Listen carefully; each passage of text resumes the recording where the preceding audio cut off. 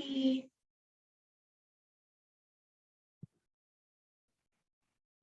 Hello, everyone. My name is Comfort Ailomi, and I'll be your chair for this round.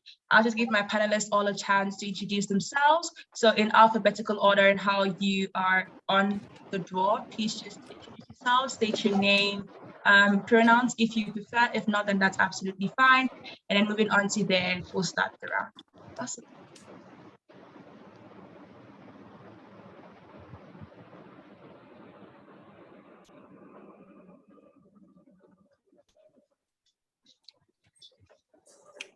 Hi, my name is Dilip, so I'm a panelist for this round.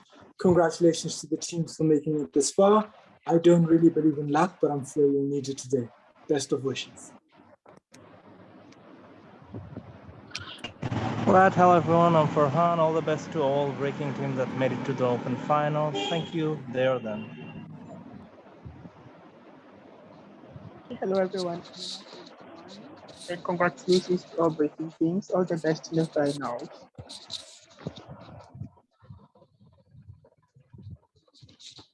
Hi everyone, Idris now preferred pronoun. Congrats everyone.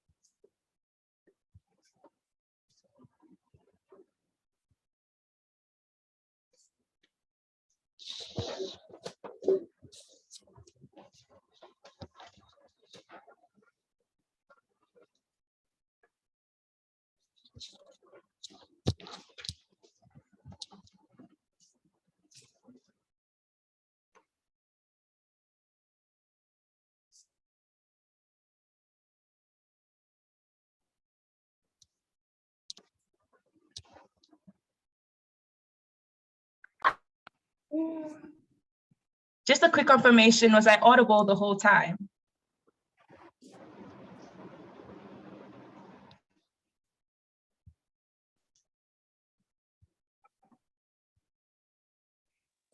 The only thing I heard was you asking for confirmation on whether or not you were audible. Awesome. So hi guys, just to repeat what I said, apologies. Welcome to the Zimbabwean Aces Debate Championships, wherein it is open grand finals, and the motion is this House believes that the African Union should not take sides in the ongoing Russo-Ukraine conflict. Some quick housekeeping rules. Firstly, please do ensure that you speak for only 7 minutes. Now 7 minutes, 15 seconds, all panelists and I alike will stop writing. Please do keep your eyes in the chat space, as I will be keeping time on there. Before you start your speech, please just state your name and how you'd like to receive your POIs, either via verbal interruption or in the chat space. Should not take sides in the ongoing conflict. That motion sounds weird. Ongoing conflict between. I'm so sorry, but would you mind just muting yourselves? Thank you. Just to repeat, please ensure that you state how you'd like to receive your POIs before you start your speech, so either via verbal interruption or in the chat space. And in the event that a speaker does not state how they'd like to receive their POIs, then please do revert to chat space and therefore do not interrupt. Please be careful to not badger the speaker.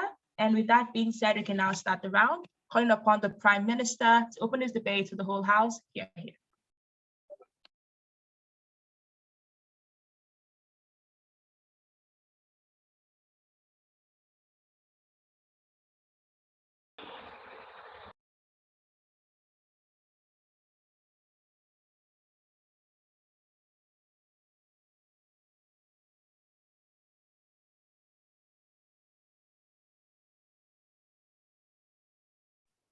Hi guys, am I audible? Yes, you are. And visible? Yes, you are. Okay. I think I should just bring this closer because. So a little bit of time remarks. My name is Eze. I'll be Prime Minister for this round. Incredibly proud to have made it thus far at the Zim Easters. Shout out to everyone else who is here. And also, I think I'll just dedicate this speech to all the newbie debaters. I like your growth, and I hope that you continue to push. If you have POIs, kindly indicate in the chat. Don't unmute yourself at any point. Only unmute yourself if you can't hear me. Probably the judges if I do cut out or anything like that. Then pause my time. Also, how are we supposed to get timestamps, Judge? Please do time yourself, but I will also time in the chat space. So you will see at 1 minute, 2 minutes, 3 minutes, and therefore in the chat space. So you can also keep your eye on them. Yeah, I will appreciate that because I'm using my device, so I can be timing with it as well. Okay. Yep. I'll appreciate it if every other team is also very creative in this tournament or in this round and try not to be lazy. So ask your eyes, guys, particularly closing opposition.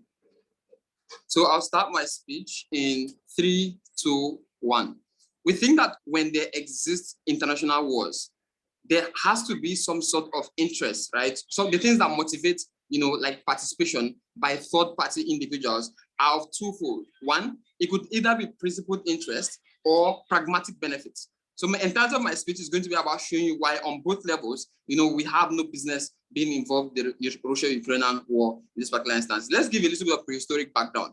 We think that this war specifically is a war of ego, right? A war of expansion, right? On the one hand, the West, global West, who wants to expand their influence through NATO, like by coercing or lobbying Ukraine to join. On the other hand, it's also Russia, who is looking to defend itself, but more importantly, also looking to extend its influence and try to recreate the former Soviet Union.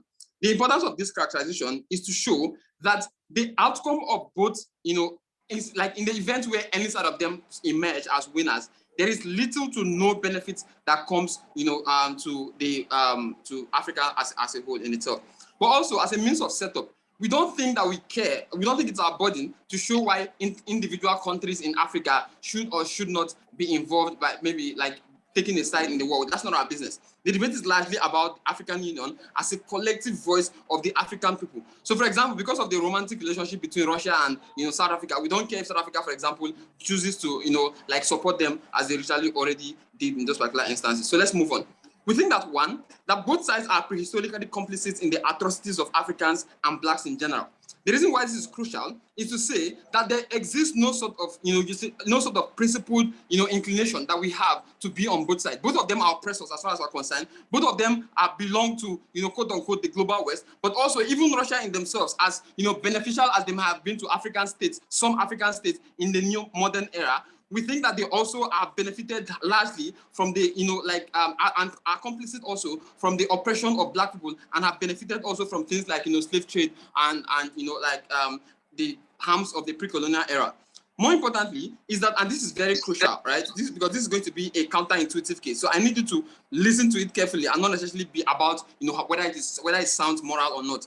We think that we benefit more as the African Union from the breakdown of the Western hegemony. Because like I already established, these guys already belong to a group of people who are already individuals who have power, right? And that's why the war is about ego. When either side of them, because what is most likely going to happen is that both of them capitulate. Notice that mutually assured destruction is a guarantee in this particular war. Why so? Because if you notice, the US and European economies are already crumbling, largely because of the kind of sanctions that they are putting out on Russia. Russia is also bleeding because the sanctions are also affecting them. So both sides are significantly losing at the war. The impact of this is that at the end of the day, on an economic front, right, we benefit from it because a destabilization of the current existing Western hegemony is good on two levels. One, it signals the new beginning of a rise of alternative powers. Notice that at the point where powers were being shared, right, Africa was not at that table where individuals were given became superpowers, right? Those tables where conversations were made, Africa was not there, and that was why Africa was exchanged between some of these parties, between US and Russia and all of a sudden, and divided along, territorial lines.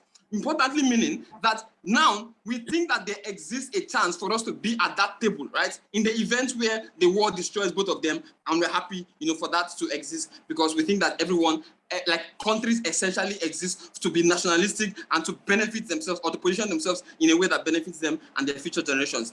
Secondly, is that we think that there's going to be an establishment of new trading routes, right? Meaning that, for example, the way people are cutting away from Russian oil right now means people like Nigeria, for example, begin to enjoy or benefit, from the change in trading routes for oil and all of those sort of things. Importantly, what it means is that we are then able to significantly form new alliances that are able to help us. Notice that in the event where you take a side, you are unsure of what side is going to win because both of them are equally superpowers, right? We are unsure of what side is going to win. Any side that loses, and if you are wrong with your gamble, right, ultimately you go down with that side inherently, and we think that that's not a gamble that we should be taking because there's really no reason to take that risk in the first instance.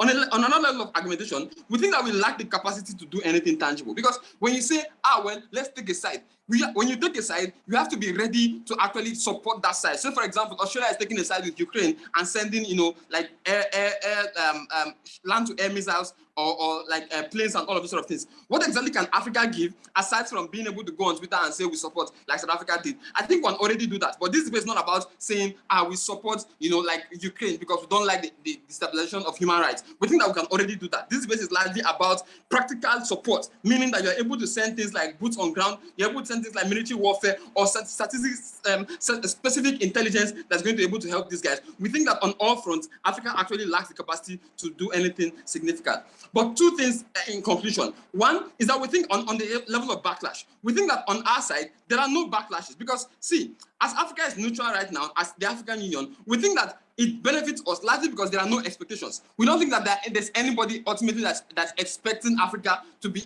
actively involved in the war for all the reasons that I've given you, largely because it doesn't really affect us either positively or negatively. But I've shown you why there are positive benefits from the outcome of the war in and of itself. So meaning that there are no expectations. So it's not like anybody's going to say, well, Africa, you didn't come out to support us during the time when we were fighting and therefore we're going to do anything. Nobody has any expectations on the African Union right now. But secondly, is that when you take any sort of stance, you're going to have backlash on two different levels. But before I talk about that, opening up your chance.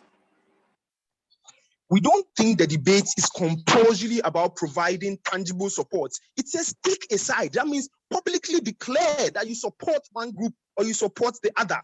That's the debate. In many debates, I think this is the final. You have to be smarter. In many debates, right, government sides are not supposed to argue status quo. In status quo, almost every world leader, right, including African leaders, have come to Twitter to say, well, we don't like the killing of people, innocent people and all of that. If that's the kind of things you're talking about, that has already happened. Taking a side looks like things like what Australia is doing. Taking a side looks like what UK and the rest of the people are doing. Taking sanctions against Russian oligarchs and actually doing something much more practical. Guys, be very, very serious and don't reduce this to a being room final. Let's talk about backlash on our side. We think that when you take a side, backlash happens on two levels. One, we think that there's going to be a backlash from your own people. Notice that the African Union has been incredibly and criminally silent on the kind of crimes and wars that are going on within the African states in and of themselves. When the xenophobic attacks against Nigeria and South Africa was happening, we didn't have an official word in the African Union in itself. When all the coups that happened between 2021 and 2022 has happened, we didn't have an official word. What we simply had was ECOWAS, etc., taking these actions in themselves. But lastly, we think that different countries have different alliances. It's going to be incredibly impractically difficult for the African Union to form a consensus and say we're taking a side on this because South Africa is in bed with Russia. Nigeria also likes Ukraine. We don't think then that there's any sort of, a way that we're able to form a political consensus. What you're going to have is a destabilization of the fragile peace that exists within Africa, and we regret that in anticipation. We're very happy to be in OG.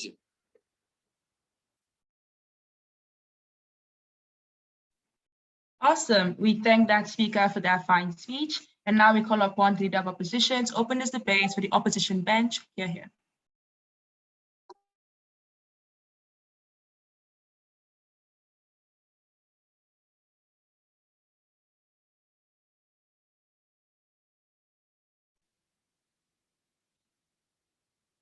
Am I audible? Yes, you're audible.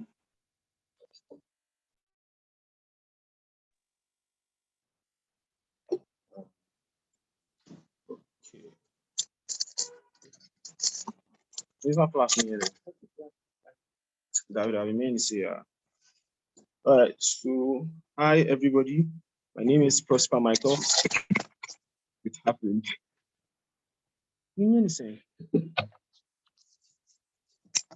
better from the best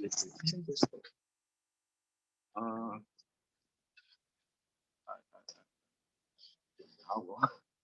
right, so I'm going to be dedicating my speech to almost everybody and anybody who was present throughout the period of my debating, and the new people who are popping into the picture. Big shout out to Kojo, big shout outs to KNSTZ, big shout outs to my new friend Chekubu. I think like you guys have all been great, so this one's for you. So like hey, somebody unmuted. Somebody unmuted.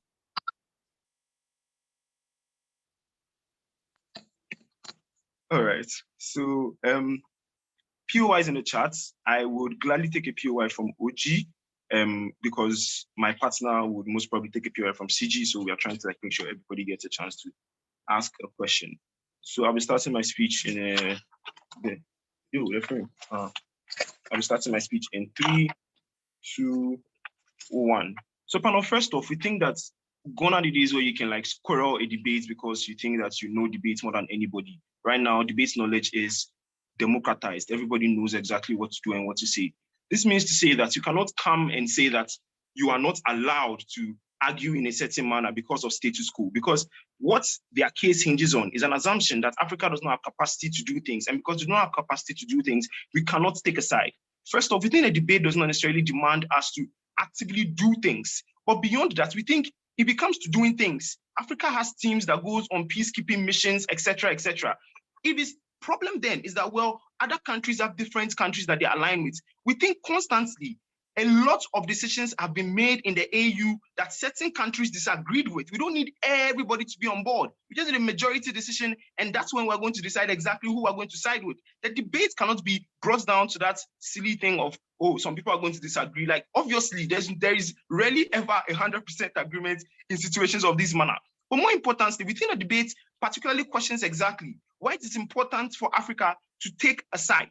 We think from our side of the house would show you 3 things. First off, would show you on a principled level why it is right to stand against oppression and violence in any framework. Secondly, we'll show you why it is necessary for the AU and for Africa itself to speak in this particular situation. And thirdly, we'll show you why, even if we fail, even if we do not in any way help anybody solve anything, if we are on the wrong side of history, we are still okay. It is better than being silent.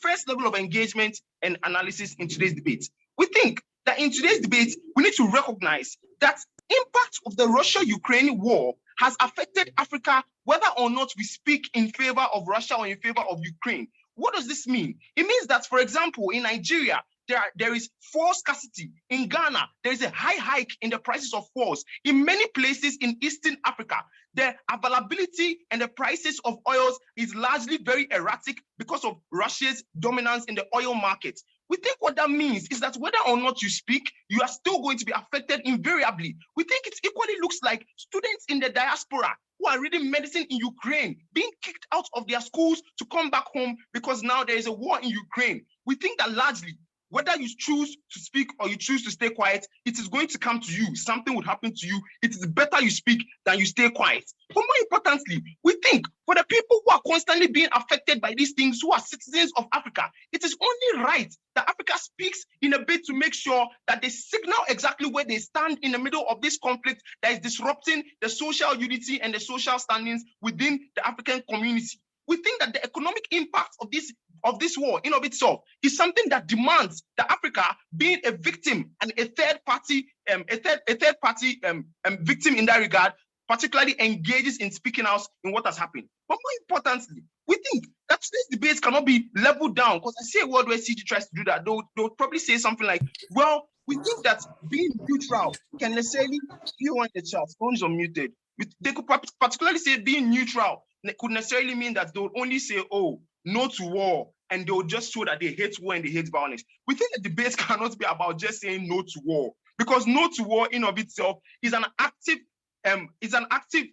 like side that you are taking, is an active decision that you are taking. Why? Because of three reasons. Because one, saying no to war is a statement that has been used by a lot of anti-Russian groups and commentators throughout this war period. Two, Russia is the aggressor. So when you say no to war, you're actively saying, Russia, stop doing what you are doing, because they are the ones bringing the war to the picture. We think that equally means so. But thirdly, Ukraine and Zelensky have constantly said that we all do not like war. So that is a phrase and a belief that in of itself is pro-Ukrainian in of itself. So you cannot run away from a debate like that. But on a very moral principle, we think that it is very wrong for anybody in a moral dilemma to opt for inaction. Why? Because inaction in of itself does not mean doing nothing. Inaction is a decision and an active action in that regard. Why? Because when you stay silent, it means you do not care about what is happening. And secondly, you are okay with what is going on. We think that one, it is onus on people who are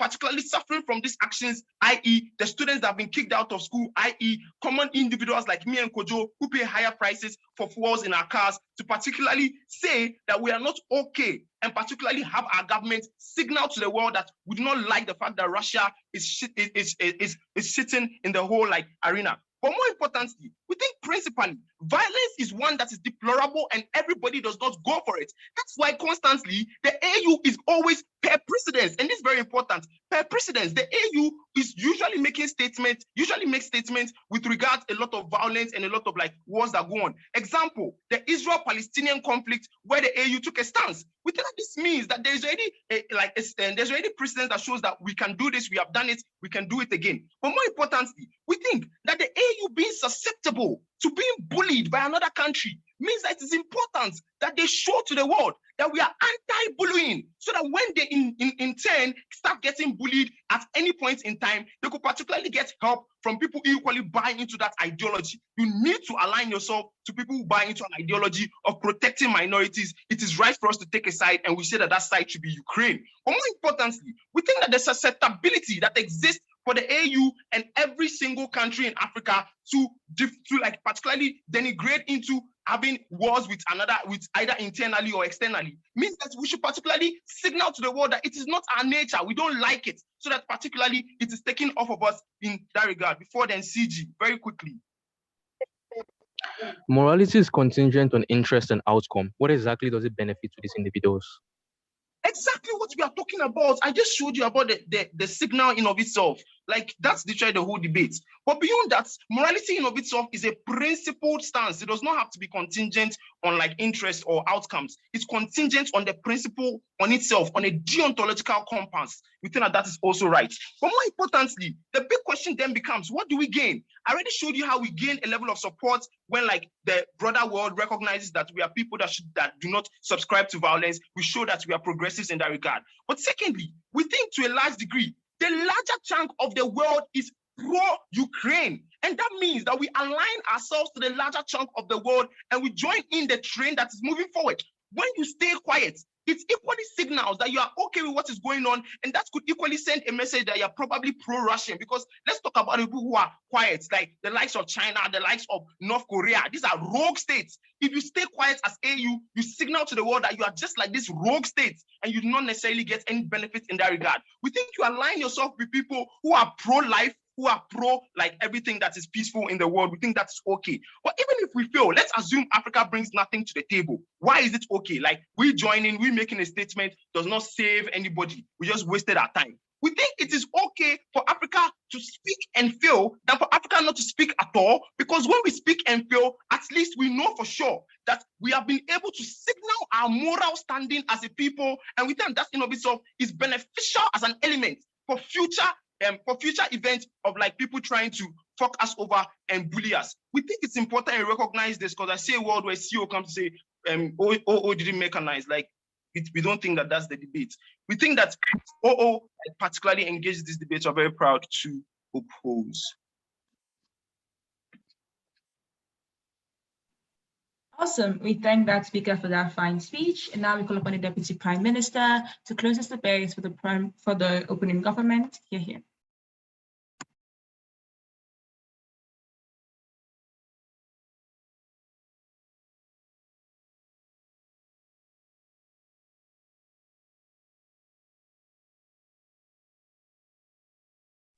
Am I audible?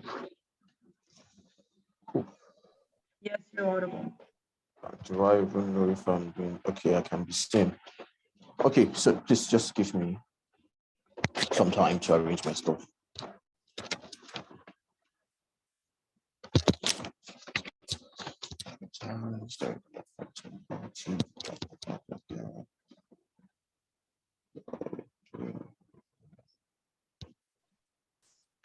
Okay.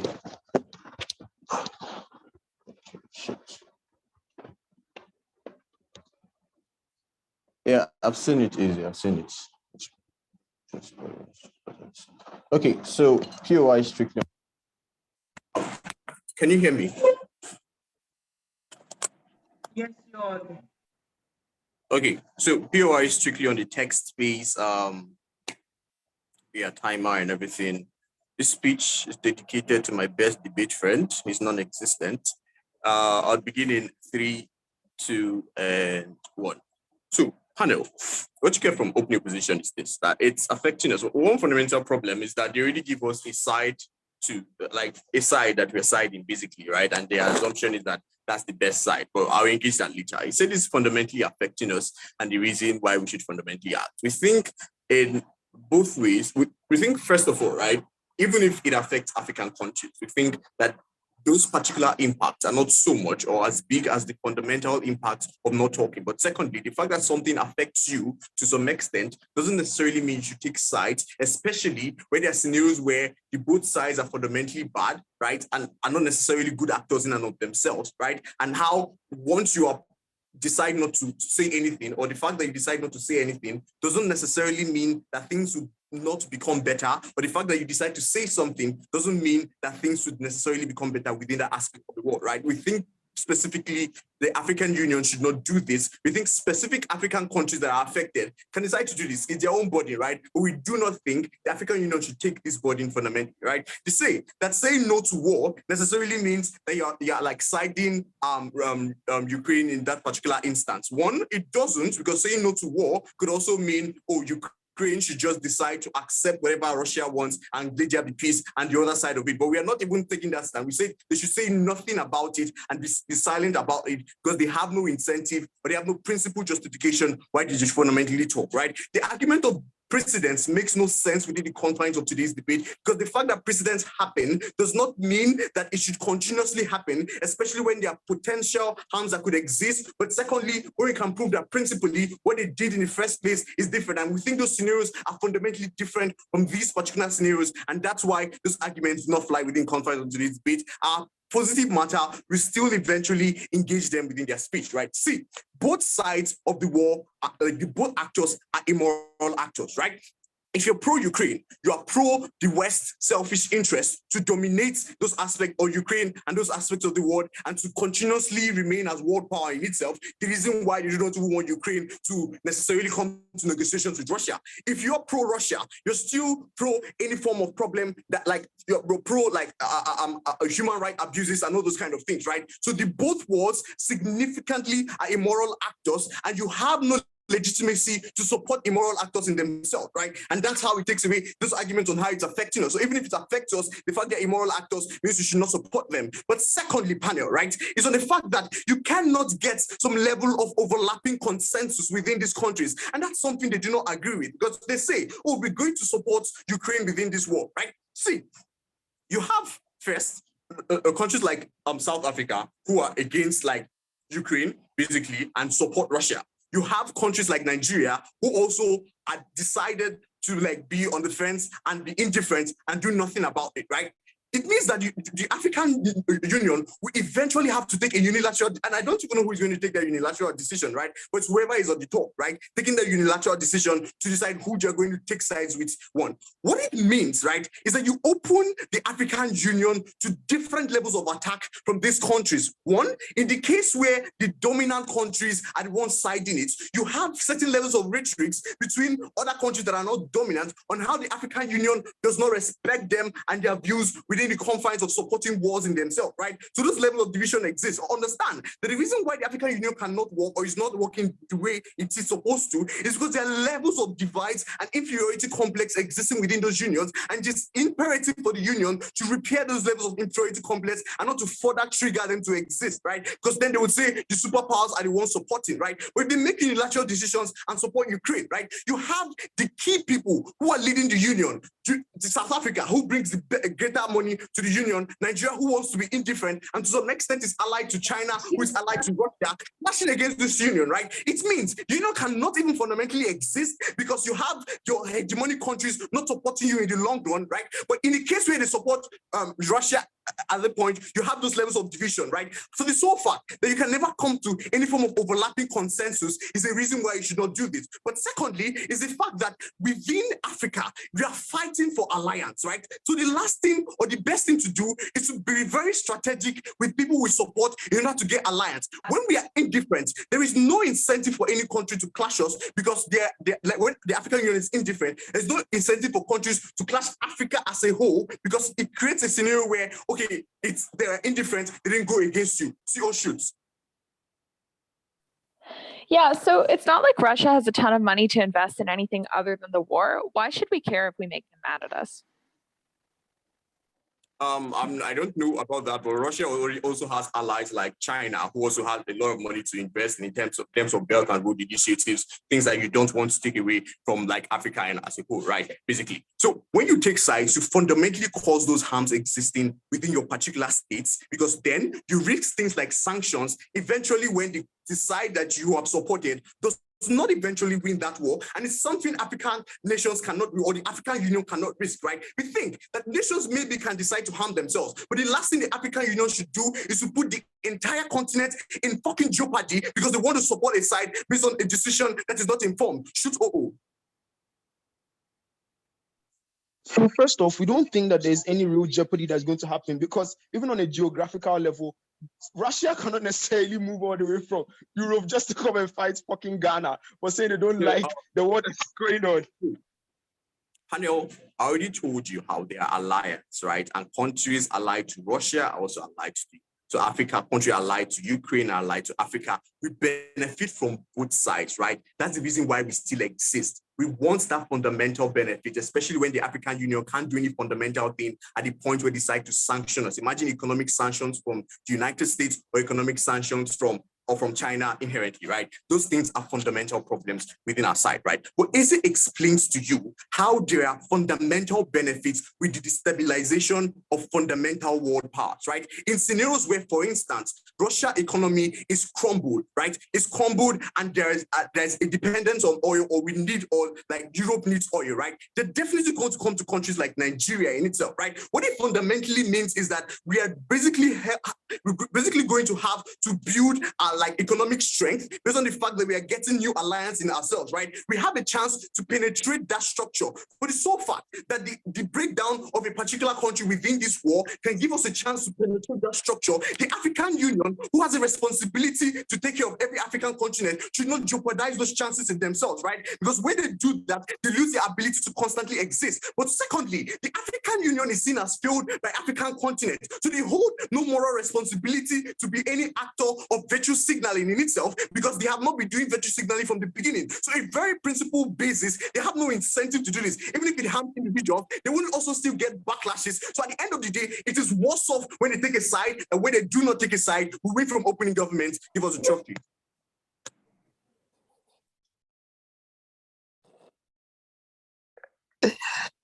Awesome. We thank that speaker for that fine speech. And now we call upon the Deputy Leader of Opposition to close this debate for the opening half. Here. Hello, am I audible? Yes, you're audible. Sure. My name is Kojo. I'm going to be the Deputy Leader of Opposition in today's debate. Oh, fanboy! I'm going to be the Deputy Leader of Opposition in this debate. Shout outs to Salom, shout outs to KNUSTZ, as well as any person that has supported me in this tournament in particular. Coach Mace to shout outs to Battleground as well. So I'm starting in 3, If you have a PI, please indicate in the chats. I will take you preferably from CG. I think the opening up conversation has been quite good. So in 3, 2, 1. Like panel, you need to understand the summary of the case opening government brings to you. So it brings 2 questions. That one, there has to be a principal justification. I think to the extent where the DPM does not engage on Prosper's principal justification, it means that they agree with him, and so that passes. The second thing is that he says that, well, if it does not affect you, then keep quiet. Prosper shows you like on so many levels, like oil prices increasing, etc. Like the students over there, in so many ways how this particular war has affected the African continent as a whole, and they need to be able to show this. What is the response the DLO says? Well, fine, even if it affects you, you should keep quiet. Like, first of all, I think it defeats their own purpose. But secondly, like their biggest case comes in response to Prosper's like question, what exactly are the jeopardy that's existent on their side? Then they say that, oh, they are going to suffer if like a party loses in this particular war. The point is this, fine, what we are saying is this, that we should side with the majority of the world that are calling for Russia to stop the aggression. It means that on our side, losing would be that Russia wins. In that particular instance, when Russia wins, we don't see a world where Russia is going to pinpoint African like AU. They are going to come and bomb you with ballistic missiles. This particular country are going to come over there. They are going to like invoke sanctions on you because you didn't side with us, and then we are victory. But most important, this is how like practically impossible it is. Russia has invested like a lot of like money in this particular instances. Like they are crippled, like the economy has been crippled to a larger extent. I mean that even the capacity to be able to carry out like the jeopardy that opening government talks about is even lacking in the instance where like Russia wins this particular war. It means that we do not suffer any particular thing. I'm going to be engaging you and as a matter of extension, show you the pragmatic benefits that are existent on our side. First level of engagement is the characterization that like you get from opening government. Now they say that, oh, it's a matter of the West versus Russia and all of them are immoral. We don't care about the morality, we care about the pragmatic benefits. But first response, this belittles like whatever is happening, because like this thing has been around for a while. So Russia has always been like fighting the West, and then the African continent has had like no particular issue to care. The reason why we are having this debate is not because of like Russia versus the West, it's because of the involvement of Ukraine, because of the aggressive invasion of Ukraine, because of the impact that Prosper like brings to you. In that particular event, it means that one, it's like murder, like fighting, and there's aggression, there's an annexation like of a smaller country by a bigger country. Prosper characterized to you how the African continent is even proxy to start or susceptible to start attacks. In that particular instance, we need to side with a country that is like similar to us because of like how we look like. But secondly, they say, oh, there's no expectation on the African continent. The reason why that's like cannot be the reason why they win today's debate, like several levels. One, the EU's on the international front, the EU has fought its way like to be represented like in so many instances. To the extent where there's a global crisis, at least everyone considers as a global crisis, and the EU refuses to keep quiet, you know, they gradually lose the seats that they have had on the international front. That is problematic. But on the most reason, when we speak to this particular issue, when we take the stance of the side that is consistent to how we are as a nation, mean that like Prosper tells you, we get the benefits of signaling to the rest of the world that the EU is also a part, because the EU has spoken on it, like other geo bodies have equally spoken on it. The EU should not be like quiet as a matter of interest, not about morality, it's about them, their interest. But then the biggest thing that they tell you that is going to be difficult to pass, you need to weigh that particular argument on two things. One, has every decision on the EU been unanimous or not? We say no, sometimes our countries disagree. But secondly, what happened when those countries disagreed? OG says, oh, they left.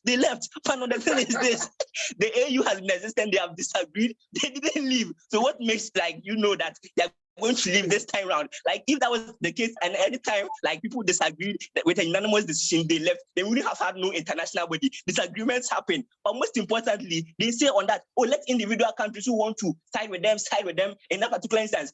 If they agree that African countries, particular African countries, should be allowed to speak on the issue, what that means is that then their backlash is also going to be existent in that particular instance. They have no impact in today's debate because Ghana would face that backlash and it will affect the whole of Africa. What we are saying is that to the extent where countries like Kenya, like Ghana, have used their international platform to say these things, and like other countries in that particular instance, you'll be able to garner that and have a unanimous concession in that particular instance. PI from CG, if you have any.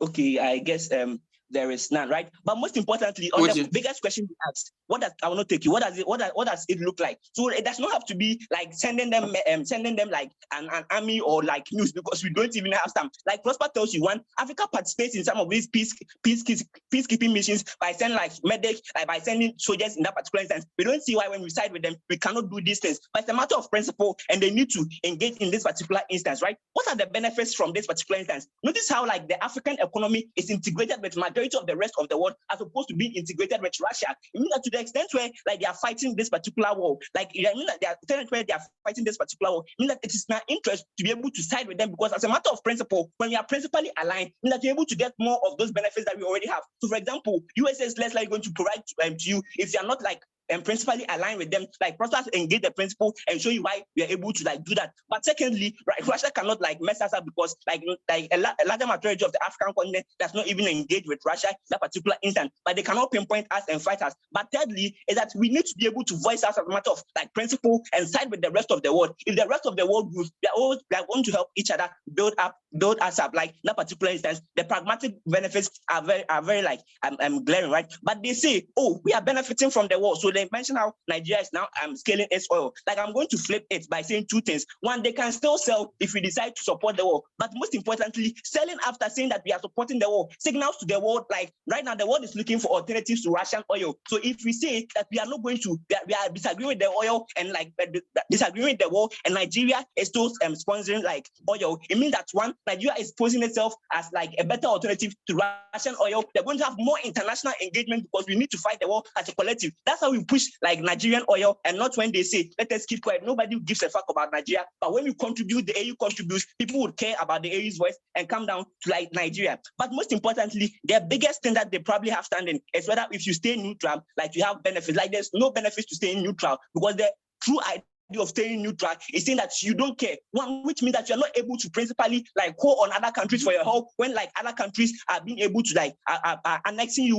and even suppressing that particular instance. Africa has been dependent on other countries like for so long. I know CG is going to say that, oh, the AU wants to become like independent, etc. But you don't know like the truth of the matter. No country can ever be independent in that particular instance. The truth of today's debate is that whether we speak or not, we are like suffering. We don't care about immorality or moral. We need a world where there are pragmatic benefits. The pragmatic benefits is what O mechanizes to you. CEO cannot win today's debate on O they did not mechanize. Proud to oppose.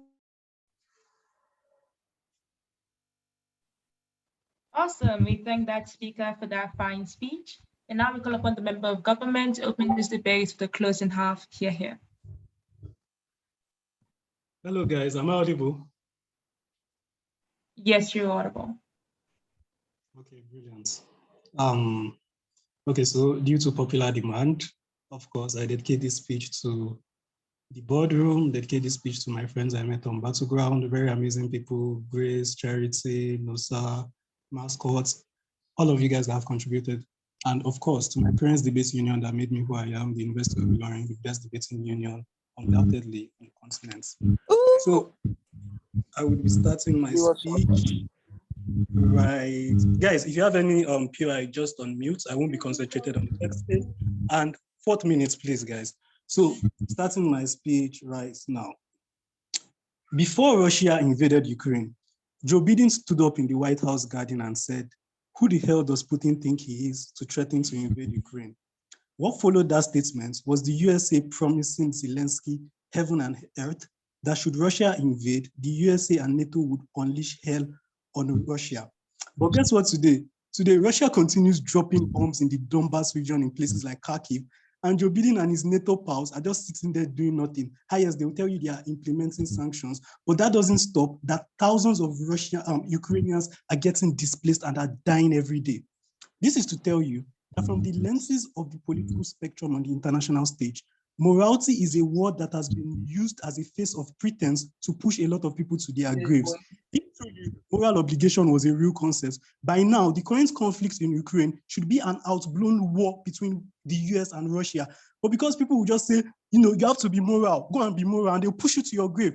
We think that in the international scene, what moral obligation should be ideally about is evaluating if your action would affect yourselves. Because at the end of the day, even all these world powers are very selfish when they want to take actions when it comes to the political setting on the international scene. I mean, when the US was with a trade war with China, people like the UK did not say, oh yeah, our ally, let us also fight this trade war with you. Like, moral obligation on the international political scene is bullshit. That means the entirety of what you get from, oh, on let's be morally obligated as Africans is something that would push us to our early grave. We reject that. What do you get from CG? First is an analytical extension. We think the reason why the AU should remain neutral is because the African Union cannot satisfy the approximate interest of all its members, because OO misses the whole point. This debate is from the purview of African Union as an institution, which means we must evaluate the efficiency of African Union to do this, but also the principal legitimacy of if they can do this in a world whereby they do it. So here's the thing. When you say that the AU should take a side, it means that you are saying that the AU should make an autonomous decision for all its member states. The reason why that is impossible is that the AU cannot bring about that universal cohesion amongst all countries, because the AU is not mandated at any point in time to bring about political discussions on the international spectrum. Why do we know this? It is because when the AU was formed in Durban, it was formed for the following reasons: to bridge the gaps between African countries because of the economic interests we have, but also to intervene in internal African conflicts like what we have in Somalia and other places, but also to help us as an interconnected African state so we can inherently fight things like imperialism, and so we can be solid on the internal African continent. It then means that when you look at for all reasons why the AU was established, intervening in international politics on the spectrum of the global stage is not something that was inherently binded with the mandate of the AU. You can't compare the AU with other unions around the world. For example, the reason why the European Union was inherently formed was because the European Union wanted to kick against Eastern expansionism. That's why when you have any issue on the global international stage, it is easy for France, Portugal, the United Kingdom, Sweden, and all those countries within the EU to say we are going in this direction, because that was a principal mandate of the formulation of the European Union. But when it comes to Africa, it was never a principal mandate of the formulation for the AU, because of course, as Africa, we have a lot of things we are battling. I mean, poverty rates are soaring in Nigeria, Congo, etc., and you expect us to prioritize international politics over our own survival. That wasn't the reason why the AU was formed in the first place. We impact this case better than OG because we show you that the principal formulation of AU was never mandated to pick a side on anything happening within the global scale. Also, we don't really agree with OG when they say, oh, Africa will not benefit when the world hegemony falls. We believe Africa needs this world hegemony to form a mutualistic and symbiotic relationship to thrive in economics and to create a better standard of living. I mean, Africa has a long way to go. Respect to everything. Yeah, I'll take you soon. Chill. The second thing I'm going to so the one thing that does unify the AU is that a lot of the African countries share like a history of colonialism. Don't you think that that then means that the one time when another country is being invaded by an imperial power, that would be the one time you'd actually be able to unify people? That's the point. Africa was colonialized by the Western guys. You are saying Africa should choose a side. If Africa chooses the West, you are saying Africa should choose their prehistoric oppressors. If Africa chooses the East, of course, Africa already benefits a lot of things from the West, in which I'm going to analyze now. So even though Africa wants to seek reparation or wants to get a payback for the prehistoric things the West has done, you cannot ultimately say by being against the West, by siding with obviously help Africa. Like, that's total. Like, if you are coming to argue that, just change your prep sheet. The second thing I'm going to argue is I'm going to analyze the geometrics of international politics and why this wouldn't favor African nations when you pick this side. So international politics is literally a game of allied tussle within the international space. That's why all these conflicts why don't economic tussles engage. Please, who is unmuted? What's that? That's why we always have things like proxy wars or economic tussles engaged between the West and the East.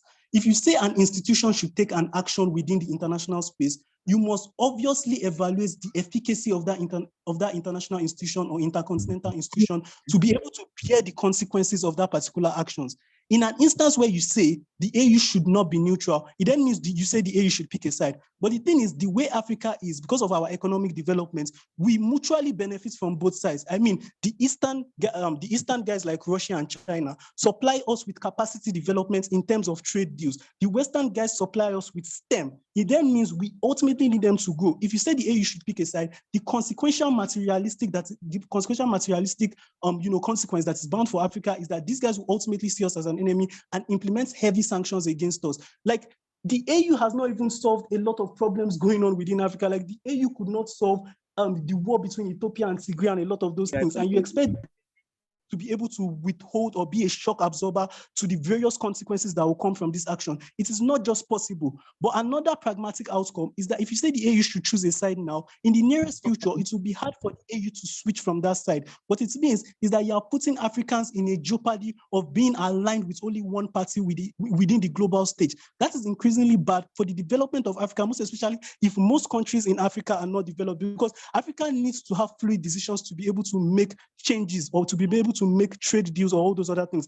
For example, during the COVID era, whereby some countries were not necessarily favored by the West in terms of vaccine transportation and vaccine efficacy, you had a lot of other Africans being able to switch to the East, to places like China, to collect vaccines. That is the kind of world Africa needs, a world where you can have a plethora and proliferation of choices to be able to make decisions to help Africa inherently grow and develop. In a world where you say we choose a side, we cannot inherently switch from that side, which makes everything hard for us at the end of the day. We don't think Africa needs this. Let's focus on our individual problems and grow first. Very proud to win. Please, whoever was unmuted, that was very rude. That was very, very rude.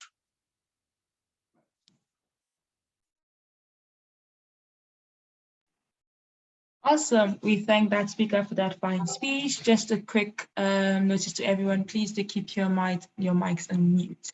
And now we call upon member of opposition to open this debate to the closing half of opposition bench. Here. Perfect. Can you hear me all right? Yes, you're audible. Awesome. So I'll take my POIs verbally. Feel free to just interrupt because I won't be looking at the chat. Oh, and I'll do all the shout outs and stuff because that's kind of fun. Shout out to my usual partner Ash for going missing and letting me do this tournament with Josh, and also to Josh for getting up at 4 to do this with me. Okay, I will begin in 3, 2, 1. 3 arguments for you today, and I'm going to go very quickly, so please pay close attention. Firstly, on the practical. Clearly, opening opposition knows we can win on this because they threw in like a one-liner at the end of their speech to deny it. We're going to do that. We're going to explain to you why we win this debate. Secondly, brief engagement on the principle, and finally, impact on how this is going to impact the perception of the African Union internationally. So firstly, why do we side with Ukraine? Why is this practically the right thing to do? Firstly, I think we just want to characterize what this looks like. We are going to directly support Ukraine. Yes, we will happen to align with the West, but we're not doing this for the purpose of aligning with the West. And I further think that we shouldn't be prevented from doing the right thing just because the West is also doing it. Okay, so firstly, like why this isn't going to cause issues with Russia and China. China's going to stay out of this either way. They haven't chosen a side yet. I don't see why they're going to in the future. This is because they don't want another world war. They're not going to care as much if we side with Russia as the West would care if we side with Ukraine. On that basis, then we probably get more positive benefits siding with Ukraine than we do if we side with Russia. Even if Russia cares, we do not care because they don't have any money to invest internationally, and it's not like Georgia or something is like a particularly big power. The next point is like opening opposition mentions that the African Union is dependent on Russia for oil. They miss the nuance here because at the point at which we are dependent on them for oil, if we now make a public stance that we do not support them, we do not decide with them, all the other countries that oppose Russia are now going to give us support to transition away from reliance on Russian oil. And this could either mean more domestic infrastructure to extract oil, which is probably good, or better yet, a transition towards sustainable energy that we do not get otherwise, because frankly, the West does not care unless it happens to align with their agenda. All of this means we get infrastructure we do not otherwise get, big benefits for our people. By aligning with Ukraine and by extension with the West, we also get funding from the IMF, the World Bank, all these development organizations. This generates economic activity, provides jobs, improves quality of life, and directly helps communities by building roads, wells, everything. Even though, like, yes, this isn't ideal insofar as these are still loans, this is frankly the only way to get infrastructure. And we think it's better to be in debt than to have people becoming sick or dying. And if we can get some of this infrastructure for free because of our political stance, we think that that is a good thing to do. The alternative is lending from China, which is going to be like just as bad, if not worse. We also think that like China, again, doesn't care this much. We're probably still going to get some degree of infrastructure from them. Also, just the loans are much more predatory insofar as China will do things like repossess an entire port if you don't pay for it. Whereas the West is just going to like charge you high interest rates, which is shitty, but less shitty.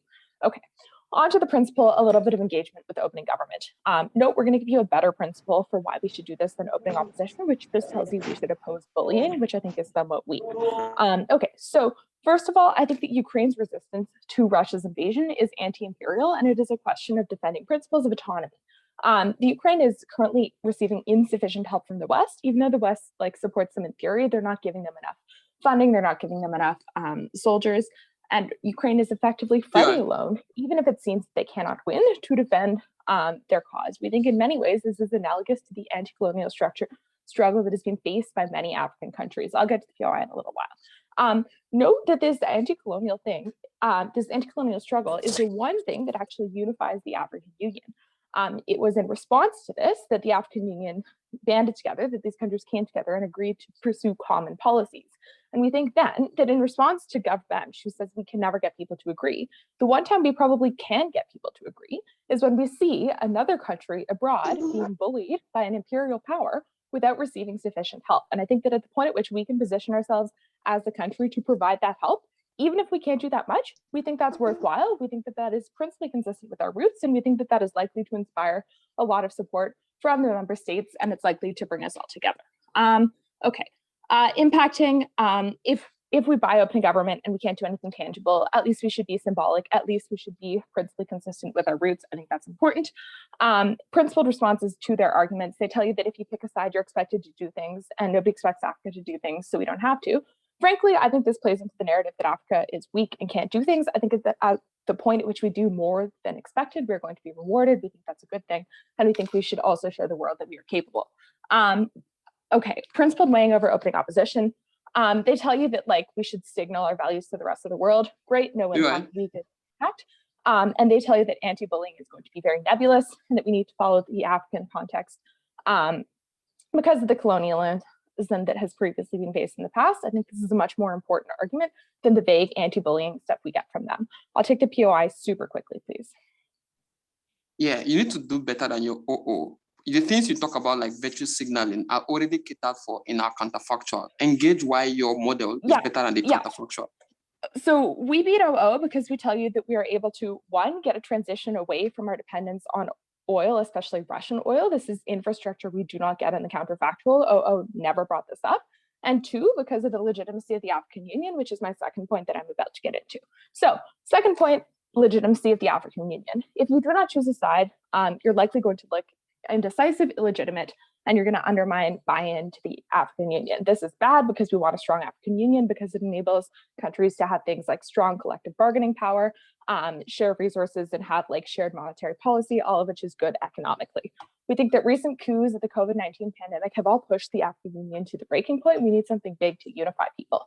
Unlike major events, the war has received major news coverage. Even people that aren't directly impacted are aware of it and probably are looking to the African Union for leadership. If the African Union fails to take a hard stance, we think this is going to be perceived as weak, indecisive, and incapable of setting an agenda, all of which means that public opinion will shift, giving major powers the fiat power to lead the African Union and set their own monetary policy, which they will choose to do if they have the ability to, because they don't want to be held back by these restrictions and because governments tend to bow to popular opinion, especially in democracies. Ultimately, this means the African Union is going to lose legitimacy and power. It won't be able to hold countries together to unified policies. And this is going to be bad because it undermines Pan-Africanism and the anti-colonial spirit, bad because it is going to undermine economic development, and it is going to mean a loss of collective bargaining power. This also hurts the legitimacy of the African Union abroad because one of its biggest bargaining chips is its ability to take a stance on important issues on behalf of all of Africa. This gives it negotiating power.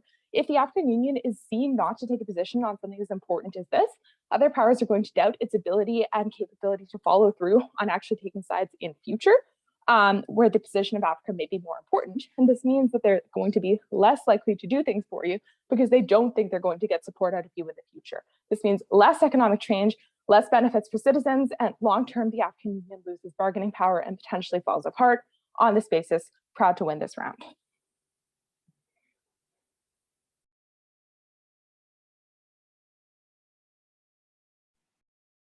Awesome. We thank that speaker for that fine speech. And now we call upon the government web to close this debate. The whole government bench here. All right. Hi, everyone. Please, can I be heard clearly? Yes, you're audible. Okay. So, hi, everyone.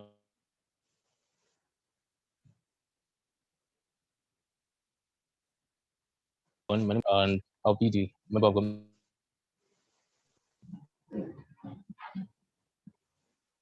So sorry, can you still hear me? Yes, I can hear you. Okay, so a call came in. That's why I wanted to know whether I'm still audible or I should connect. So yeah, just like I was saying, any male preferred pronoun is fine. In him. PY is exclusive by chat. Please don't unmute yourself. Somebody was unmuted in my partner's speech and it was very, very bad. Please don't unmute yourself. Kindly check now that you're unmuted and mute yourself if you aren't. Yes, thank you. So if you want to ask a PY, indicate in the text space. I'm going to take a PY from any of the teams as much as I have time. And yeah, for also engagement in short up now. So yes, yeah, before I start my speech, better shout out to my family, because I'm disturbing them and they're disturbing me, but they're always there for support me. But also to my partner, it has always been a very good support system. To my boys in boardroom, Mohammed and Modelos, and also to everyone in the undeniable group and battleground. I'm very glad to be part of the community because of the immense support. All right, so yeah, I really pray I witness speech. So dedication is not before fun. So let's start. I'm going to start my speech in 3, 2, 1. Panel, ladies and gentlemen, the very first thing you have to realize is how closing government stands out in today's debate. Because the idea on what you get from open opposition, which also trickle down to what you get from closing opposition about, oh, we think it's important for you to realize there's a whole lot of international community. Russia has been oppressive, Ukraine is suffering, all those kind of things are banked on the idea that, oh, this is what we think that is morally true and what is morally correct at this particular point in time to do. The first statement you get from my partner is one that directly clashes with open opposition, especially with the argumentation on how, oh, this is something that is morally correct. The idea is that morality is an arbitrary construct that is created by hegemony, by people within that particular system to be able to structure people to believe that this is what is right. For some long period in time, United States as the big brother and as the big actor in this particular debate has bombed a whole lot of countries. But when discussions spark around this, they will tell you, oh, maybe this was moral for them to do that at a particular point in time. We say that to extent where every actor is not moral and there's always going to be on interest, it means, therefore, that we should always prioritize what is exactly beneficial to us as a state, to the point where it creates a whole lot of harm to us as an African Union, but also to individuals African. We cannot say, oh, we have to be sentimental and follow the whole world. We have to think about what is necessary for us to do at this particular point in time. That's why my PR was very important. Sometimes you get a very shallow response to from side of the opposition. But also, you get the construction of the African Union. How was it formed? It was not formed to be able to interfere with political discussions. It was formed to be able to cater for internal structures within African societies and also to be able to emancipate them economically. It is different from European Union and many other structures that are taking this political step. And therefore, that is what exactly the argumentation you get from opening government is contingent on how you can never be able to get a political consensus at a particular point in time. I'm going to give you the flimsy response that you get from open opposition, and I'm going to show you how that doesn't play in today's debate. Thirdly, the enablement on progress. We think that things like China recognizing that you are not aligning with Russia or you're most likely going against Russia, especially when them are leaning towards them, means that you as an African society who has largely benefited from the impact of China in your economy are going to lose so much. Lastly, on the idea of sustainability, African Union does not have any single capacity to be able to sustain on this line, on any line. It means, therefore, that it's legitimate for them to remove themselves from a particular shackle. I'm very proud to come from CG. Let's talk about what you get from, opening opposition directly, because I think this is something I also get from closing opposition, apart from the idea that closing opposition was drawing the analysis on how there might be a big problem, we have to be able to cater for people, and this is going to backlash against us. Mechanization already came from open opposition. I'm still going to engage them, but let's talk about what you get from OO. What you get from OO is on the idea of how we need to be able to stand against oppression, because some of the individuals within our country are harmed by this.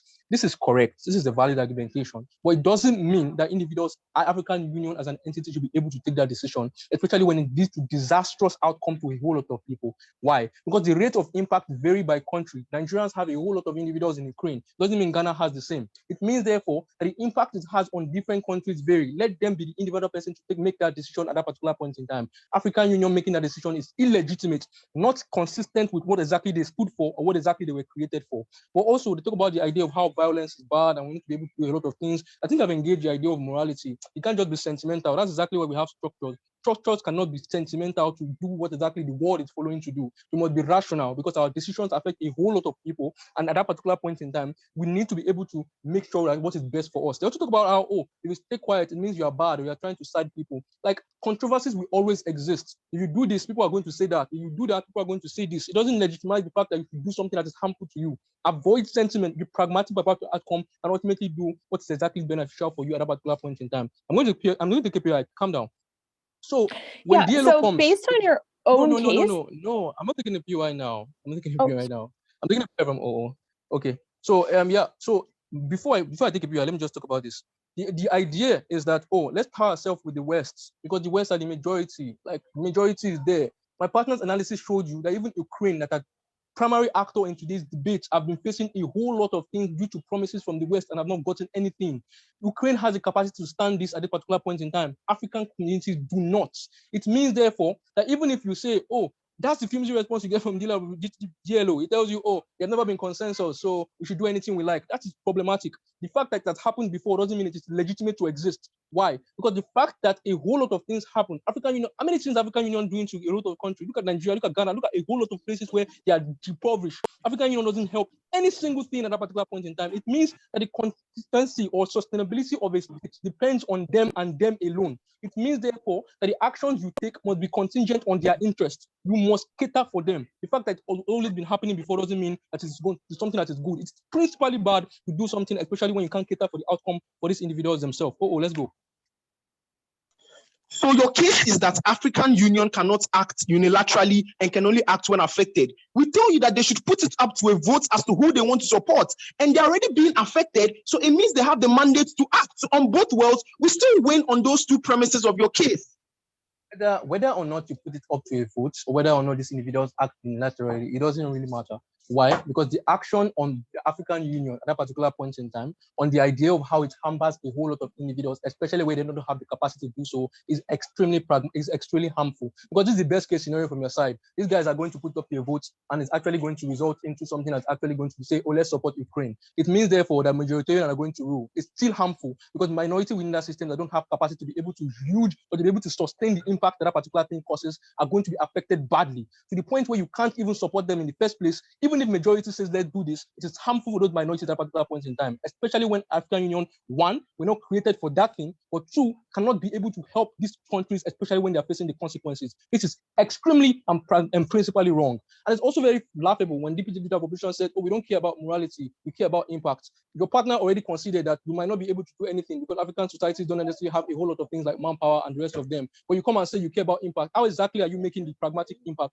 If you want to talk about what exactly is beneficial for you, you need to show a whole lot of things. The West keep promising, but they don't give anything at a particular point in time. The same thing might come from the other side, and that's exactly why you need to stay neutral. China, for example, is supporting African society to a very large extent.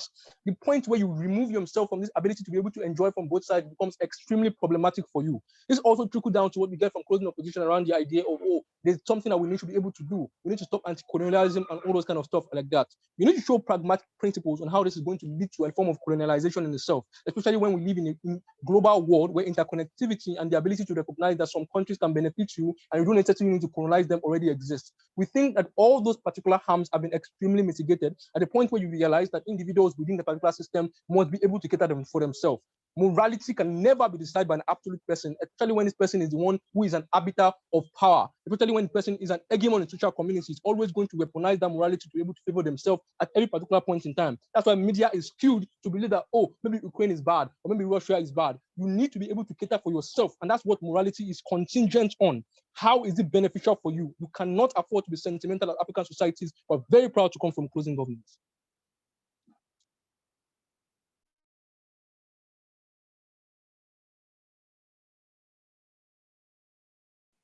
Awesome. We thank that speaker for that fine speech. And now we call upon the opposition rep to close this debate for the whole House.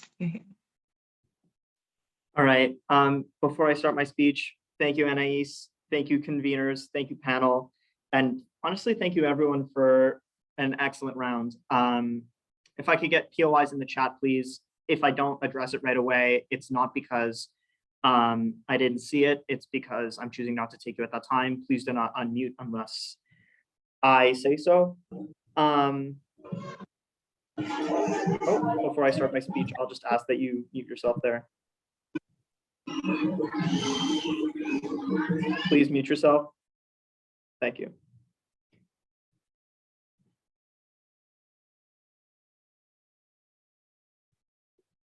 Two reasons we weigh over opening opposition before going into the thematic structure. First, we provide unique benefits to these citizens. Opening opposition provides vague definitions of good things to happen to nations and assumes it will trickle down to citizens. Two specific things we tell you that citizens benefit from. One is the construction of infrastructure. We tell you that when you get more loans coming in from Western nations, when you align with them diplomatically and they like you more, they're more likely to give you more loans and they're likely to give you better loans to do infrastructure projects. This both gives people jobs so that they don't have to starve, and it gives people access to infrastructure that can help boost the economy, can give them things like roads that can stimulate the current subsistence farming into maybe something more. But second, we tell you that there is things like oil dependencies that can, one, reduce the price of oil to stimulate other economic activity, and two, can like shift away dependence from Russia and reduce the autocratic influence over Africa. Two reasons why this weighs over the entire round. One, we benefit the most vulnerable actor in terms of the citizen. No other team really addresses them. But two, we weigh on magnitude as well because they have the most to lose and by proxy, the most to gain. But the second reason we beat opening opposition is specificity on the principle. Because OO says, bullying bad. But we explain why this is important in a uniquely African context. Because Africa has been bullied by countries across the world. It's not only the West that's done the bullying, guys. Like, China has also been a colonial power. Russia has also been a colonial power. Opening half identifies this themselves. Given this, we have an opportunity here to stand up to the autocratic and imperial power that is Russia. You then uniquely have an obligation to do so. We engage on the principle and practical basis. Surprise, surprise, two themes in this speech are going to be first on the prag, then on the principle. First, I want to start on the prag. I want to note that both OO and CG try and make this their metric. Fine, we're going to beat you there anyways. No thanks, OG. First, I want to deal with OG because OG gives a couple claims. The first is that this is a new beginning for your economy. When the West and Russia fail out, you can come up the middle. One, if the CG characterization is just these economies are insufficient and the entire round agrees that there is insufficient infrastructure, like they're just like Africa does not have the ports that the rest of the world has to be able to ship infrastructure across the world. Given this, I'm just unclear as to why you get any sort of like new economic power. Realistically, China takes the wheel because China has chosen to stay out of this conflict. They have chosen to stay neutral. I'm unclear as to how Africa takes power with their insufficient industrial and energy power. Second claim from OG is that there's an expectation on you, no thanks to the POI, there's an expectation on you to send troops. Presumably, if according to OG, there was no expectation before you declared, presumably there's no expectation on you after you declared. Because if they didn't expect you to do anything in the first place, and then you make a press release, I'm unclear then as to why this means you necessarily have to send troops on the ground. If anything, if they don't expect anything to do it anyways, it's just good that you at least gave this press release, and I gave to you this in the extension. But then there's analysis, and closing government brings this too, about how you benefit from all sides. You need the East for their resources and the West for their technology. I want to make something very clear. We benefit the West because we establish more diplomatic ties. So if closing government wants to say we benefit from West's technology, we get more of that. Why then is the East insufficient analysis in this round? Russia has no friends in this conflict that matter. Saudi Arabia has stayed out of it because they don't want to anger the West. China has stayed out of it because they don't want to anger the West. Given this, I think it is just very important to acknowledge that even if you anger Russia, even if they cut oil from you, the West can fulfill that oil demand from you. And because there is a platitude of nations that have either not taken a side or have chosen the West side, as I forget who said it in this round, then at that point, we then benefit from this. So we don't actually need all sides to benefit. Georgia is not going to be investing in our nation. The only nation that we could care about is China, but they're not allying with Russia in this specific policy element. Why then does this mean that they are not going to be angry with us? Because if they haven't made a public statement, we just simply have no reason to believe that they are going to do anything about it. Maybe they are politically friends with Russia, but they are not friends enough to side with them in Ukraine, which means that they're not going to cater their BRI strategy anyways. But reference Anais' analysis in the extension.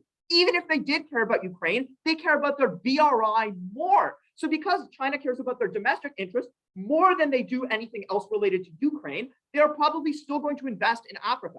The tipping point here then is that the Western deals get better. So China has to amp up their deals and make their deals better in order to compete with the West and make sure African nations get screwed over. And as a consequence, African nations get screwed over less. So you get more autonomy over the ports that China gives to you. You get less toxic loans. But second,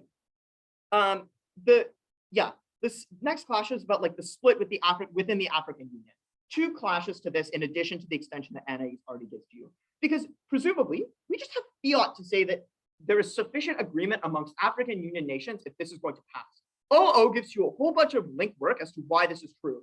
Like, guys, let's just go with the intuitive response that requires less leaps of faith. I'm sorry, I'm going to run out of time for a POI. I'm not taking it. But there's also just a loss of faith in the capacity for the African Union to take stances on any issues, especially considering the characterization we've gotten from the rest of the round, which is the African Union is not taking stances on much of anything. Given this, I think it's just important that the African Union takes stances on something, because otherwise the international community loses faith in your ability to take stances on things and will stop pandering you. So it is only when China believes that their BRI is going to be useless to you if they stop pandering to you and you're never going to ally with China that they then transition away to Southeast Asia and South America. So we say we want to keep the investment coming in, keep the infrastructure coming in, and keep improving the quality of lives to our citizens. This is the way.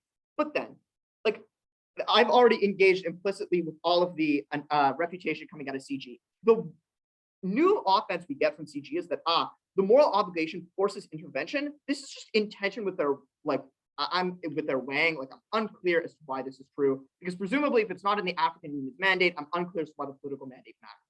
On the principle, we say the anti-colonialism stuff, I weighted over OO at the top of the speech. Let's respond to OG. They say both sides of this conflict are bad. Let's engage with them on the principle first.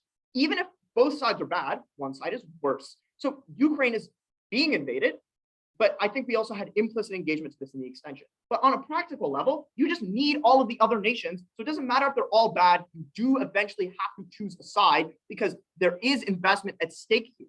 But then there's like this idea of you're unsure who wins, you have to go down with the ship. But presumably I'm unclear as to why this is a risk calculus that you need to do. Presumably, citizens are in urgent need of some type of help. So like because of the poverty and hunger that CG characterizes. So given this, I think this is important. This is not the risk calculus we ought to go with.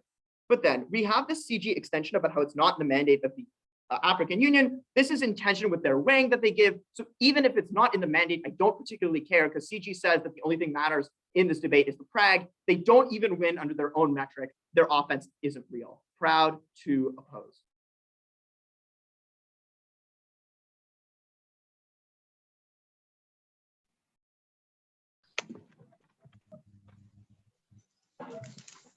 Awesome, and that brings us to the end of this round. Thank you so much to everyone, to all the speakers and to all the observers for keeping this round to go very, very smoothly. We really do wish you all the very best of luck. To the winners and to those who don't win, best of luck in other tournaments as well. So to all the adjudicators, you might just stay back in the room and everyone can leave the room. But thank you all so very much for a very, very interesting debate.